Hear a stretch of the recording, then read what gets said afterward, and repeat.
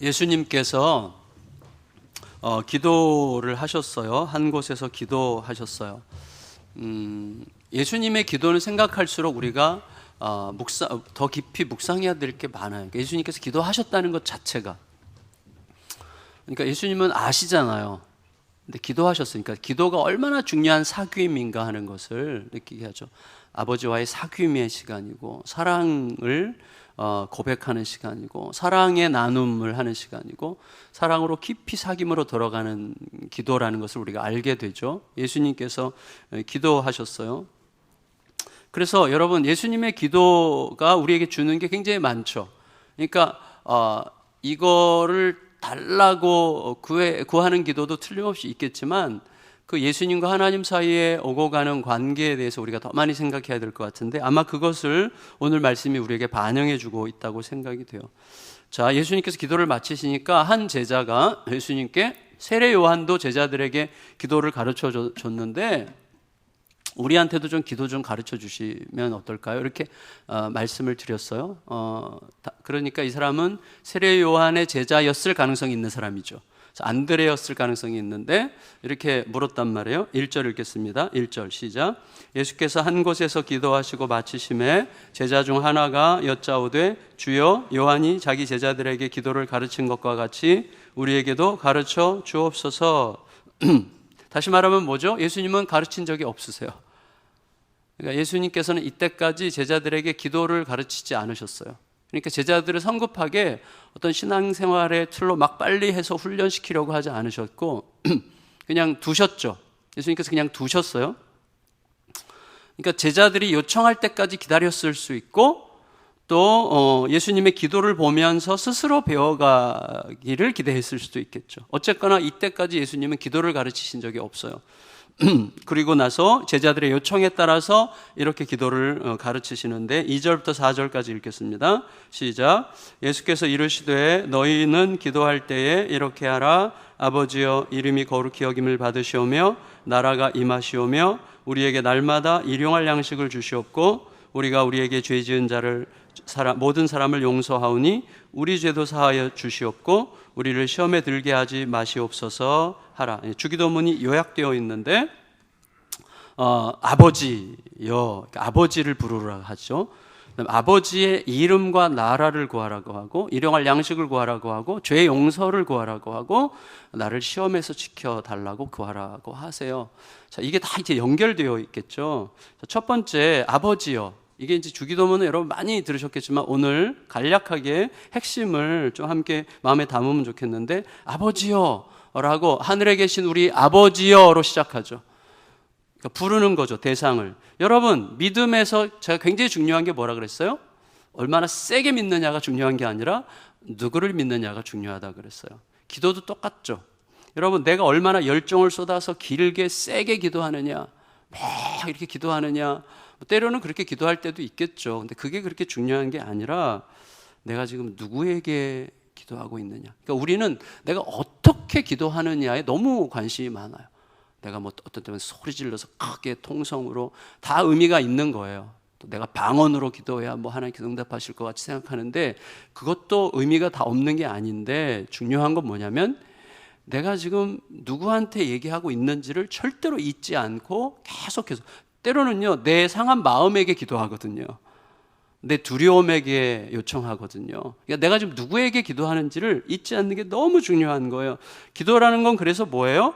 내 자신과 나의 현실을 향해 있었던 내 마음의 방향을 틀어 아버지를 향하는 게 기도죠. 그래서 아버지를 향하는 게 기도죠.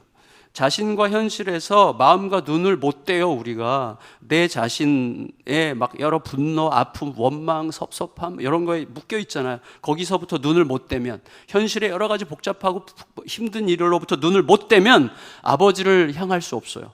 계속 눈이 거기에 머물러 있어서 기도를 하긴 하는데, 기도하고 나서도 뭐가 힘들어. 왜요? 나에게 했기 때문에, 현실에게 했기 때문에, 두려움에게 했기 때문에. 아버지를 향하잖아요. 아버지의 그 작은 한마디가, 내가 여기 있어, 내가 시작했어, 이런 한마디가 그냥 우리의 마음에 얼마나 큰 승리를 주는지 몰라요. 얼마나 큰 감동을 주는지 몰라요. 따라서 우리들은요, 의지적으로라도 아버지 이름을 불러야 돼요. 의지적으로라도 아버지를 향해야 돼요. 계속해서. 그러면서 아버지를 향해서 제일 먼저 기도해야 되는 첫 번째가 뭐예요? 나라, 이름과 나라예요. 아버지 이름이 거룩히 여김을 받으시오며 아버지의 나라가 임하시기를 빕니다. 자, 이거를 간단하게 설명드릴게요. 자, 나라는 뭐예요? 나라의 핵심은 통치와 주권이에요. 주권을 뺏기면 나라는 없는 거예요. 자, 나라는 통치와 주권이고, 이름은 뭐예요? 이름? 통치자. 통치자. 나라는 통치고 이름은 통치자라고 할 수가 있겠어요? 그러니까 이렇게 기도하는 거죠. 주의 이름이 거룩히 여김을 받으시며 주의 나라가 임하기를 원합니다. 그 말은 뭐예요? 하나님께서 친히 하나님의 이름으로 통치하시는 나라가 임하기를 원합니다. 여러분, 자 보세요. 나라 빼앗겨 본 경험이 있는 우리나라는 고통과 비극이었지만 이런 걸 너무 잘 이해할 수 있죠. 나라를 빼앗겨 보면 알아요. 나라 잃으면 다른 나라가 와서 우리의 주권을 뺏어가면 내 현실도 다 사라지는 거예요. 그러니까 내게 아닌 거예요. 가져가면 뺏기는 거예요. 나라를 뺏기면 내 것을 내 것이라고 할 수가 없어요. 나라를 뺏기면 내 피부치도 남에게 내줘야 돼요. 나라 뺏기면 내가 진실로 원하는 가치와 목적을 추구할 수가 없어요. 여러분, 그야말로 사는 게 아니에요. 물론 나라가 여전히 우리나라여도 통치자가 사악한 독재자면 형편은 똑같아요. 그러니까 나라의 주권이 중요하고 주권자가 누구냐 하는 게 둘 다 너무나 중요하죠. 누구 나라냐가 중요하고 그 나라의 통치자가 누구냐. 내 나라여도 사악한 독재자면 똑같은 거예요. 나라 뺏긴 거랑 똑같은 거죠. 그러니까 여러분, 나라에서 중요한 것은 누구 나라냐와 통치자예요. 여러분, 그러면 이런 거죠. 우리 대부분은요, 내 나라를 구하고 내 이름과 내 나라 구하는 게 내 혈안이 돼 있는 거, 그 인생이거든요. 모두가 그래요. 내 이름을 구하는 거죠. 그래서 누가 내 이름을 더럽혔다, 못 견디죠. 살인 나는 거예요. 내 나라를 누가 침투했다. 내 나라라는 건 뭐예요? 내가 기대하고 생각하는 그림이 있는 거죠. 그림 다 이렇게 만들어가요. 이걸 누가 회방한다, 못 견디죠. 우리는 내 이름과 내 나라를 구하면서 사는데 우리가 물어야 돼요. 그러면 나는 내 나라, 내 인생의 통치자가 될 수 있는가? 없죠. 이거 정말 정직하게 말하면 없는 거예요. 내 자신을 내가 알잖아요. 내가 얼마나 쪼잔하고 얼마나 작은 감정 하나 못 다스리고 얼마나 착각을 잘하고 없는 걸 있다 그러고 있는 걸 없다 그러고 분명히 내가 옳다고 했는데 여러 사람들이 볼 때는 그게 아니었고 이런 일들이 너무 많기 때문에 내가 나를 내 나라의 통치자로 삼는 것 자체는 가장 위험천만한 일이죠. 근데도 우리는 계속해서 내 이름과 내 나라를 구해요. 내가 통치자가 되겠다는 거예요. 내가 내 나라의 주권자가 되겠다는 거예요. 그래서 계속 망가지는 쪽으로 가는 거예요. 여러분, 내 인생의 통치자는 나를 지으시고 나를 누구보다 잘 아시고 내 인생을 가장 의미 있게, 가장 후회 없게 영원토록 책임지실 수 있는 분이어야만 가장 아름다운 거죠. 가장 존귀한 거죠. 그런 의미에서 여러분, 하나님의 이름과 하나님의 나라를 구하는 거야말로 가장 내 자신을 위한 기도라고 할 수 있어요. 네, 가장 나를 위한 기도예요. 그거야말로. 내 기도 내려놓고 하나님 나라를 구하라. 이거는 어떤 의미는 결국은 너를 위한 가장 위대한 기도를 먼저 해라, 그 말일 수도 있는 거죠. 하나님이 다스리시면 내 인생은 확실한 거죠. 하나님이 통치자시면 내 인생은 걱정할 게 없는 거예요. 그분은 가장 선하시고 가장 아름다우시고 가장 완전한 최고 가치의 길로 우리들을 끌어가실 게 분명하신 아버지시기 때문에 그분의 나라와 그분의 이름을 구하는 게 우리에게 너무나 중요한 것이죠. 여러분, 자기 이름을 알리려고 하는 명함이 난무하지만 여러분, 나와 내 가정이, 우리 공동체가, 이 나라가 사람들의 싸구려 명함들이 통하는 나라가 아니라 하나님의 이름이 통하는 나라가 되게 하여 주시옵소서. 그렇게 기도하라고 하시는 거죠. 그리고 나서 뭐라 그러세요? 아버지의 이름, 아버지의 통치를 구하고 나서는 그 다음에 날마다 일용할 양식을 구해라, 이렇게 얘기해요. 날마다 일용할 양식을 구해라. 우리 성도님들, 일용할 양식이 얼마나 중요합니까? 일용할 양식은 하찮은 게 아니에요. 너무나 중요한 거예요. 이런 말이 있잖아요. 전에 한번 말씀드렸어요. 어떤 대단한 설교도 굶주린 자의 배고픔을 가라앉힐 수는 없다. 저는 이게 참 중요한 말이라고 생각합니다. 그러니까 굶주린 자에게 너 영적 구원부터 받아야지 이러는 거는 매우 안 좋은 거예요. 그런 의미에서 사실은 손봉호 선생님 같은 분의 철학이 되게 중요한데, 이분은 그 상대가 누구든지 원수든지 누구든지 간에 굶주린 자는 일단 먹이고 봐야 된다. 일단 먹이고 봐야 돼요. 일단 하나님을 믿는 거예요. 그의 생명에 대한 하나님의 주권을 믿는 거예요. 그 하나님의 주권에 내가 참여하는 거예요. 되게 중요한 저는 생각이라고 여겨지는데, 배고픔이라고 하는 것은 아주 생생한 현실이에요. 그런데 예수님께서 오늘날 우리에게 일용할 양식을 주시고 라고 기도하라고 하셨는데, 눈 뜨고 절 보세요. 눈 뜨고 5분이 감고 있어서. 근데 여러분 보세요. 이게 무슨 의미인가 하면, 하나님 날마다 일용할 양식을 주세요. 그 말은 뭐죠? 우리에게 날마다 일용할 양식이 필요하다는 것을 하나님도 아셔야 됩니다. 그 기도 아니잖아요. 아시잖아요, 하나님께서. 그러니까 이 기도는 뭐예요? 우리에게 날마다 일용할 양식을 주세요. 그 말은 나를 위한 기도예요, 사실은. 하나님께 일용할 양식을 주세요. 하나님이 이미 아시죠? 그러니까 뭐예요? 하나님, 나에게 일용할 양식을 주실 분이 누군지를 잊지 않게 해주세요. 그 기도예요. 나에게 일용할 양식을 주시는 분이 누구신지를 결코 잊지 않게 해주세요. 날마다 내 생명이 누구에게 달려있는지를 잊지 않게 해주세요. 그 기도예요. 여러분, 일용할 양식을 구하라고 하셨죠. 일용할 양식. 그러니까 뭐예요? 뭘 내가 좀 더 적어도 한 3년 살 거는 좀 쟁겨놔야지. 최소한 3년이나 5년 살 거는 좀 있어야 되지 않겠어? 라고 뭘 좀 넉넉히 쌓아둬야만 비로소 안심할 수 있을 것처럼 생각하는 의심과 두려움으로 살지 말라는 거예요. 뭘 넉넉히 쌓아두려고 한다는 건 무슨 뜻이죠? 하나님께서 나를 지켜주지 못할지도 모른다고 하는 의심을 믿고 있는 거죠. 그러니까 일용할 양식을 구하라 하세요. 오늘로써 충분합니다. 오늘 먹을 거 주신 주님은 내일도 주실 분이기 때문에, 그런 거예요. 우리의 정신 상태, 우리의 마음의 방향을 지금 얘기하고 계시는 거죠. 물론 여러분, 지금 우리 중에 10년 아무 일 안 해도 10년 먹고 살 거 가지고 계신 분들 계세요. 다 팔아서 드리고 일용할 양식만 구하면서 살라는 뜻이 아니에요. 우리의 마음이 어떻게 돌아가느냐를 지금 얘기하는 거예요. 근데 사실은 굉장히 중요한 의미 있는 거죠. 여러분, 쌓아둬야만 우리는 살 것 같이 느끼죠. 제가 전에 이런 얘기 드린 적이 있어요. 그 노벨상 작가 하이니 벨이라고 하는 분이 있는데, 이 사람이 쓴 젊은 날의 빵이라는 책에 나오는 내용이에요. 스페인으로 여행을 떠난 독일 관광객이, 스페인의 그 아름다운 바닷가가 참 많잖아요. 죄송해요, 많잖아요 이렇게 얘기해서 많다고 하더라고요. 근데 이 한적하고 아름다운 바닷가에서 고기 잡는 어부를 이렇게 구경하고 있어요. 그런데 어부가 너무 유유자적 편안하게 놀고 있는 거예요. 그래서 이제 두 사람 사이에 대화가 시작되는 거예요. 관광객 입장에서는 아름답고 좋고 한데 너무 편안하게 놀고 있으니까 이제 관광객이 물어요. 고기 많이 잡았습니까? 어부, 그렇소. 얼마나 잡았습니까? 대구 10마리, 고등어 20마리 잡았습니다. 이제 오전 10시밖에 안 되는데 그렇게나 많이 잡았어요? 근데 왜 이렇게 놀고 있어요? 그러면 오늘 지금 조금만 더 부지런히 이렇게 일하면 한 4-5배는 더 해가지고 그거 가지고 좀 더 풍성히 잡을 텐데요. 그러면 뭐 하라고요? 아니, 그러면 이제 통조림 공장도 만들고 그러니까 유통업도 하고 그래서 편안하게. 그러면 어떻게 하라고요? 그러면 그 다음엔 직원에게 맡기고 저처럼 이런 데 와서 편안하게 이렇게 관광하고 쉬고 좀 그런 시간도 갖고 그래야 되지 않겠어요? 이보시오, 내가 지금 그렇게 살고 있잖아. 이렇게 얘기한 거죠. 그러니까 사실은 우리가 잘 생각해야 되는 거죠. 여러분, 이 말 아시죠? 내가 헛되이 보낸 오늘은 어제 죽은 자가 그토록 간절히 원했던 내일이다. 어제 죽은 자가 그토록 간절히 원했던 그의 내일이 사실 내가 오늘 헛되이 보낸 나의 오늘이죠. 그래서 하루하루가 우리에게는 너무나 생명처럼 중요한 거예요. 예수님은 그거를 알게 하시는 거예요.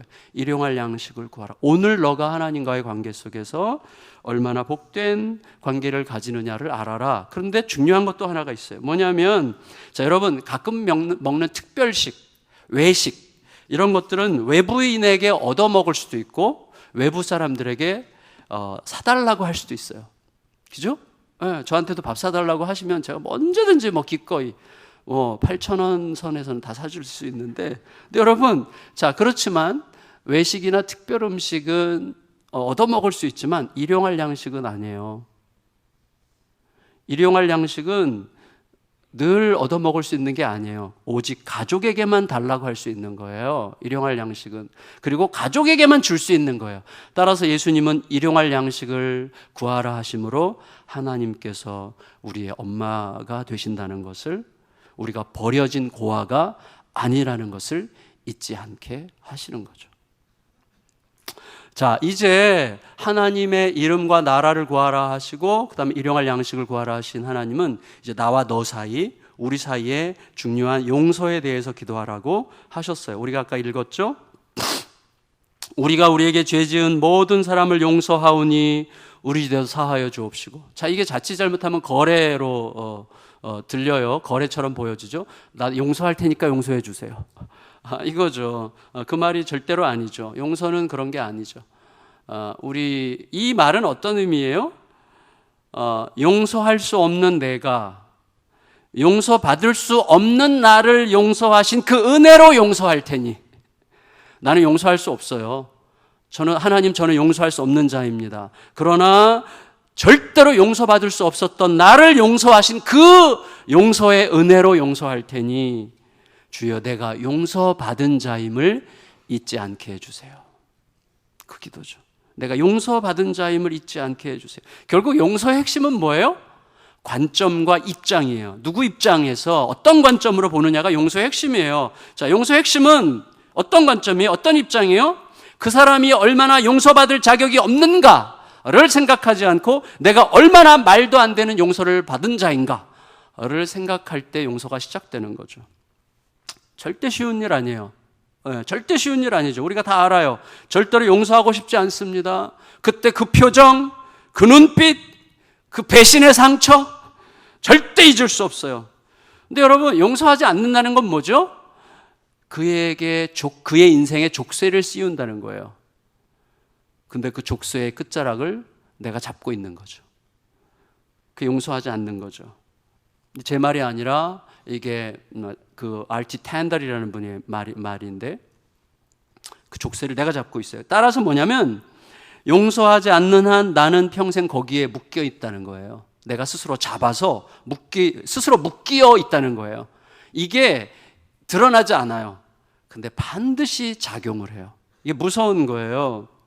그래도 용서 못해 라고 고집 부릴수록 자신을 갉아먹습니다. 여러분, 우리는 생각해야 돼요. 내가 지금 절대 용서하기 싫어하는 그 사람과 똑같은 존재라는 사실을 잊지 않아야 됩니다. 내가 그와 다를 바 없는, 내가 얼마나 큰 죄인인데, 얼마나 용서받을 수 없는 자인데 얼마나 큰 용서를 값없이 받았는지를 생각해야 되는 것이죠. 여러분, 내가 얼마나 그 다음에 기도가 용서 다음에 시험에 들지 말게 하시죠. 이게 연결되어 있을 수 있어요. 무슨 말이죠? 내가 얼마나 쉽게 시험에 드는 자인지를 잊지 말게 해주세요. 그 말이죠. 그 말은 무슨 뜻이에요? 용서를 못하는 게 그 사람의 문제일 수도 있지만 그 전에 너무 쉽게 시험에 드는 내 문제일 수도 있다는 사실을 기억해야 돼요. 여러분, 똑같은 상황에서도 어떤 사람은 시험에 안 듭니다. 어떤 사람은 상처 안 받습니다. 안 받거나 받아도 금방 회복해요. 근데 똑같은 상황에서도 어떤 사람은 죽을 때까지 틀니가 닫아라. 너무 갈아가지고. 그래서 죽을 때까지 그렇게 될 수 있는 거죠. 그래서 여러분, 용서는 뭐예요? 용서? 이유 없이 사면받은 사형수. 이유 없이 사면받은 사형수라는 자기 이해에서 시작하는 거죠. 나는 이유 없이 사면을 받았어요. 진짜 이유 없이. 그 생각을 해야만 용서가 시작되겠죠. 그런데 자, 이제 매우 흥미로운 비유로 예수님께서 불현듯 기도에 대해서 기도를 쭉 설명하신 다음에 이렇게 기도하라는 의미로 흥미로운 비유로 설명하셨는데 5절에서 10절 읽겠습니다. 5절에서 10절 시작. 또 이르시되 너희 중에 누가 벗이 있는데 밤중에 그에게 가서 말하기를 벗이여 떡 세 덩이를 내게 구워달라. 내 벗이 여행 중에 내게 왔으나 내가 먹일 것이 없노라 하면 그가 안에서 대답하여 이르되 나를 괴롭게 하지 말라. 문이 이미 닫혔고 아이들이 나와 함께 침실에 누웠으니 일어나 내게 줄 수가 없노라 하겠느냐. 내가 너희에게 말하노니 비록 벗됨으로 인하여는 일어나서 주지 아니할지라도 그 간청함을 인하여 일어나 그 요구대로 주리라. 내가 또 너희에게 이르노니 구하라 그러면 너희에게 주실 것이요 찾으라 그러면 찾아낼 것이요 문을 두드리라 그러면 너희에게 열릴 것이니 구하는 이마다 받을 것이요 찾는 이는 찾아낼 것이요 두드리는 이에게 열릴 것이니라. 자, 여러분, 이 말씀을 우리가 전통적으로 읽으면 뭐예요? 간청함을 인하여 너가 친구라 해서 친구라는 이유로는 들어주지 않을 만한 상황에서도 너가 간절히 간청하면 들어주리라 라는 말로 이어져서, 그러므로 구하라, 찾으라, 두드리라, 간절히 두드려, 찾아, 그러면 돼. 그러면 제가 처음에 말씀드렸던 기도의 핵심, 기도는 내가 얼마나 세게 하느냐가 아니라 누구에게 하느냐가 중요하다는 말과 배치되죠. 그래서 이 비유의 말씀을 우리가 잘 이해해야 되는 거예요. 자, 보세요. 팔레스타인 지방에는요, 어떤 문화가 있는가 하면 밤에 친구가 오는 일이 흔하지 않아요. 그 시간에 손님이 왔다면 마을 사람들이 다 알아요. 그리고 마을은 어떠냐면 공동생, 우리가 생각하는 것보다 훨씬 더 마을 공동체예요. 그러니까 어떤 집에서 떡을 만들 때, 우리도 옛날에 그랬잖아요. 어느 집에서 김장하면 마을 사람들이 다 와서 함께 해서 하잖아요. 두레 뭐 이런 게 있는데, 팔레스타인은 그게 굉장히 강했어요. 그래서 어느 집에서 떡 만들 때 동네 아줌마들이 다 모여서 떡을 같이 만들어, 그 집 떡을 위해서 같이 만들어줘요. 그 말은 무슨 말이냐면 어느 집이 최근에 떡을 만들어서 떡이 있는지를 아는 거예요. 밤에 우리 집에 친구가 왔는데 우리 집에 떡이 떨어졌어. 그러니까 내가 찾아간 그 집은 떡이 충분히 있는 게 당연한 집이야. 다 알아, 동네에서. 그 집에 떡이 있다는 것을. 그런데 그 마을에 손님이 왔다는 것은 그 당시에는 한 개인 집에 온 손님이 아니라 마을 공동체의 손님으로 받아들인 거예요. 그래서 마을의 손님이에요. 그렇다면 여러분, 간청해야만 들어줄까 말까 하는 상황이 아닌 거예요. 뻔히 다 아는 거고, 있다는 거 다 아는 거고, 친구 관계고, 마을 공동체가 우리 손님이나 마찬가지인데, 친구라는 것 때문에는 안 들어줄 거니, 저도 간청하면 들어주겠다. 이건 좀 웃긴 거란 말이에요. 왜냐하면 특히 우리 같은 관계 중심의 동양 문화에서는, 팔레스타인도 동양이잖아요. 동양 문화에서는 지금 간청해서 들어주지는 않아도 친구니까 도와주죠. 우리가 남이가 이걸로 도와주는 거란 말이에요, 우리들은. 그래서 문제는 간청함이라는 단어에 있는데, 이걸 원래 정확한 뜻이 뭐냐면, 간청함이라는 것은 아나이데이아라는 헬라어인데 부끄러움을 모름, 몰염치함이라는 뜻이에요. 이게 원래 의미가. 헬라어 사전을 찾아보면 딱 그게 원래 뜻이에요. 그러니까 뭐냐면 이런 뜻이에요. 예수님 말씀은 비록 친구라는 이유로는 안 줄지 몰라도 모렴치함이라는 이유로는 주게 될 것이다. 그 말이에요. 여러분, 그때 안 준다는 것은 말도 안 된다는 거예요. 모든 공동체에서 다 알아요. 그리고 우리의 일이야. 안 준다는 것은요, 자기 얼굴을 깎아먹는 거예요. 이건 너무나 모렴치한 거예요. 따라서 예수님께서 하시려고 하실 말씀은 이거예요.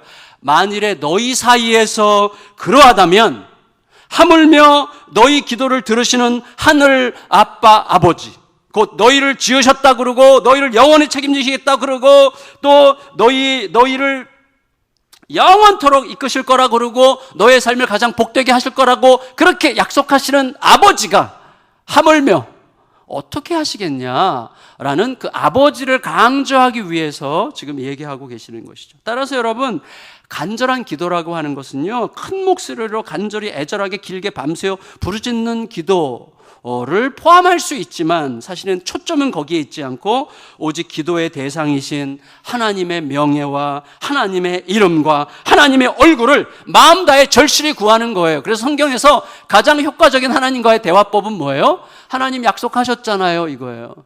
하나님 이렇게 한다고 약속하셨잖아요. 하나님께서 분명히 이렇게 말씀하셨잖아요. 그 말씀 붙들고 지금 주님께 가는 거예요. 그래서 말씀으로 기도해야 되는 거예요. 주께서 이미 주신 그 말씀으로, 약속으로, 주의 약속하신 말씀 위에서예요. 말씀으로 기도하는 거예요. 내 감정을 쏟아내고 내 두려움을 쏟아내고 내 의심을 쏟아내는 게 기도가 아니라 그 약속의 근거에서 하나님 이런 분이시잖아요.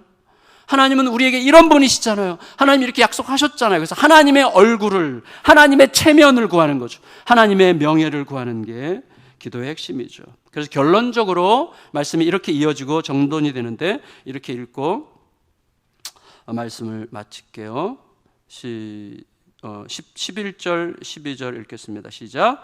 너희 중에 아버지 된 자로서 누가 아들이 생선을 달라 하는데 생선 대신에 뱀을 주며 알을 달라 하는데 전갈을 주겠느냐?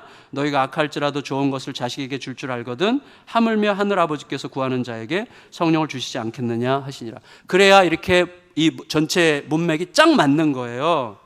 여러분, 기도의 핵심이 뭐라고요? 우리의 열정이 아니라 아버지가 누구시냐예요. 이 말씀은 일종의 월드플레이인데, 말장난 같은 건데, 무슨 말이냐면 우리식으로 말하면 이런 거예요. 누가 너의 마음을 달라, 내가 너의 마음을 구한다 그랬더니 미움을 주겠느냐. 마음을 구했는데 미움을 주겠느냐. 이런 식의 월드플레이인데, 뭐냐면 자, 뱀을, 학자들은 그래요. 여기서 뱀과 생선이 대비돼. 생선 달래는데 뱀 주겠어? 그 말은 뭐냐면 갈릴리 호수에 바다뱀이 있어요. 바다뱀. 그래서 이제 그물을 걷어 올리면 거기 생선과 바다뱀들이 같이 잡힌다고 해요. 그런 일이 있대요. 그러니까 그걸 쏟아놓고 굽는 거죠. 생선 달라는데 바다뱀을 주겠느냐? 이렇게 말할 수 있는 거죠. 그리고 어떤 분은 또 이렇게 설명해요. 전갈이 꽈리를 틀고 이렇게 있으면 알처럼 보인대요. 저는 안 봐서 모르겠는데. 여러분, 그러니까 헷갈리는 거죠. 다시 말하면 이거예요. 적어도 아버지라면 아무리 비슷해가지고 헷갈릴 수 있는 것이라고 할지라도 아들의 요청을 받고 결과가 치명적으로 다를 수 있는 생선과 뱀, 알과 전갈을 구별하지도 않고 줄 만큼 그렇게 대충 주겠느냐? 우유랑 제초제가 아무리 비슷해도 생사를 가르는 치명적인 차이를 만들 것을 알면서도 대충 손에 잡히는 대로 아들에게 주겠어요? 말도 안 되는 짓이죠. 하물며 너희의 하나님 아버지시겠느냐? 그래서 이렇게 말씀하시는 거예요. 아버지는 우리가 우는 소리만 해도 최고의 선물을 주실 거다. 그게 뭐예요? 성령을 주시지 않겠느냐 그러셨잖아요. 성령을 주시지 않겠느냐. 여러분, 자 보세요. 마지막. 성령이 왜 최고의 선물이에요? 제가 거듭 말씀드려요. 인생은 보는 관점에 따라서 선택하고 결정함으로 인생이 되는 거예요. 인생은 선택과 결정이 만드는 거예요. 나중에 수진이 결혼할 때 어떤 남자를 만날 때 너의 인생에 굉장히 중요한 변화가 생길 건데 어떤 선택을 하느냐가 중요한데 어떤 선택을 하게 만드는 눈이 있어야 돼. 그치? 눈. 그 눈은 가장 온전한 눈은 하나님의 마음에서 오죠. 하나님의 마음을 누가 알려주세요? 성령께서 알려주시죠. 하나님의 영 외에 하나님의 마음을 알 자가 누구냐라고 사도 바울이 얘기했죠. 성령께서, 그래서 성령이 가장 큰 선물이에요. 성령을 통해서 하나님의 마음을 알고 하나님의 마음을 알아가면서 하나님의 시선을 얻게 되고 하나님의 시선으로 선택하고 결정하고 그게 우리들의 인생이 되는 거예요. 우리 인생 전체를 펼쳐놓고 가장 위대한 선물은 그래서 성령이 되는 거죠. 예수 그리스도의 가르치신 기도와 함께 우리의 삶이 점점 더 온전하게 빚어가고 다듬어져가고 단단해져가는 은혜가 임하시기를 예수님의 이름으로 축원합니다. 우리 같이 주제 찬양 부르고 같이 기도하겠습니다.